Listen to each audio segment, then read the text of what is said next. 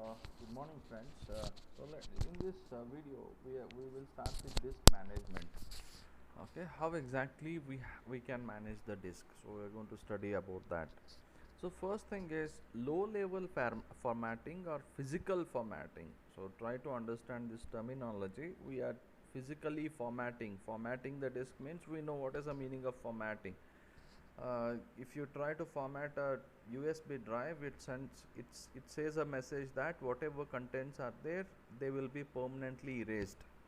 So here, what exactly we are discussing is, formatting is nothing but dividing a disk into sectors that the disk controller can read and write. We know how exactly. Okay. We know how to divide a disk basically, right? So we divide the disk into various tracks, then each track is divided into number of sectors. Whenever the data is transferring, so it will be transferred in terms of number of sectors. So these many sectors have to be transferred from this location to this location. So in this case, each sector can hold, every sector will have a header information. So okay, each sector will have a header means it contains lot of information about that sector, what is the indexing information, okay, all that, plus data plus error correction code. You call it as ECC, means if there is some error on that particular sector, so automatically that error should be corrected. So it is called as error correction code. I have already told you the size of every sector would be 512 bytes. So usually 512 bytes of data, but can be selectable. However, you can decide the number of bytes. Okay, to use a disk to hold files, the operating system still needs to record its own data structures on the disk. So to use a disk to hold files, so before storing any files onto the disk, even the operating system has to record its own data structures on the disk. When you bring a new for example, when a hard disk is manufactured, it is completely raw, there is nothing, there is no file structure in it. So operating system has to divide that physical disk into number of tracks, number of sectors and all that. So the OS partitions the disk into one or more groups of cylinders, each treated as a logical disk. Okay, so for example, when we bring a new external hard disk, we divide that into C drive, D drive, E drive, something like that. So we can call it as logical formatting, or basically making a file system. So I hope you people know the most two popular file systems are, one is FAT, that is file allocation, one is FAT, I think file allocation table, right? I hope I'm correct. Then another one is NTFS, that is NT file system. NT means new technology file system. So you can choose any one of them. To increase efficiency, most file systems group blocks into clusters. So most of the similar okay similar most file systems group blocks into clusters. So disk input output done in terms of blocks, and file input output done in terms of clusters. Okay, files. Okay, hope you are understanding me. Raw disk access for apps, applications that want to do their own block management, keep OS out of the way. For example, database, whenever you install a new database, for example MySQL, so it doesn't worry, it doesn't care about the operating system. It takes one particular disk, then it reformats according to its own wish. Then after that, it owns that disk. And okay, I hope you are understanding me. So keep OS out of the way. Boot block initiates the system. So let us study about what is meaning of a booting. The bootstrap is stored in ROM. We know, basically we have already discussed what is ROM.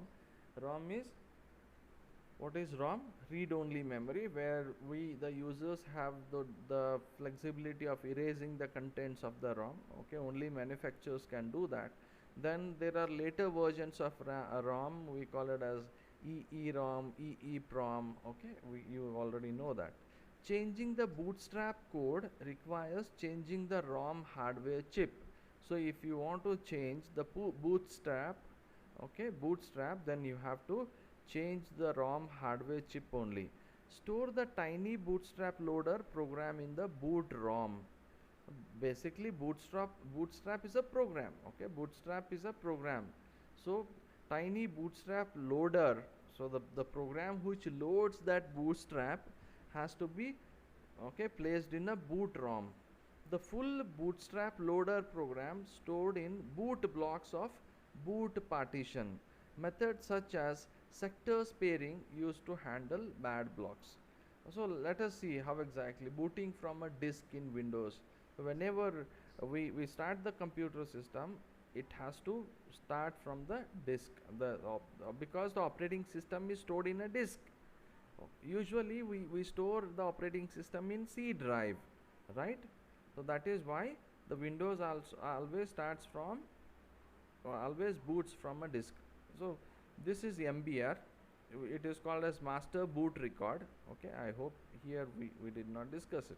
So we have divided the hard disk into 4 partitions, you can see. So C drive, E drive, C, D, E, F. Imagine you have stored your operating system in E drive. So this is called as a boot partition. Usually we don't store any other programs here, because if the operating system gets corrupted, then you have to format this. So the whole contents of partition 3 gets erased. So that is why we recommend our normal user programs to be stored in other partitions where the operating system is not installed. So let us see an example. Let's consider as an example the boot process in Windows 2000. The 2000 system places its boot code in the first sector on the hard disk. Okay, you can see this is a boot code. You call it as a master boot record. That is first sector. So first sector always, I mean, in Windows 2000, first sector is stored as master boot record. Furthermore, Windows 2000 allows hard disk to be divided into one or more partitions. One partition is identifies as a boot partition. In here, this is contains the operating system and device drivers. Booting begins in a Windows 2000 system by running code that is resident in the system's ROM memory. We call it as a resident program. Okay, this code directs the system to read the boot code from the MBR. Okay, first, okay, whenever you start the system, okay, ROM gets activated, then the information of this MBR is available here. Okay, so bootstrap loader. Okay, then from here the information, okay, it comes, the control comes here. So this code directs the system to read the boot code from the MBR. So what is available in the MBR? Boot code is available.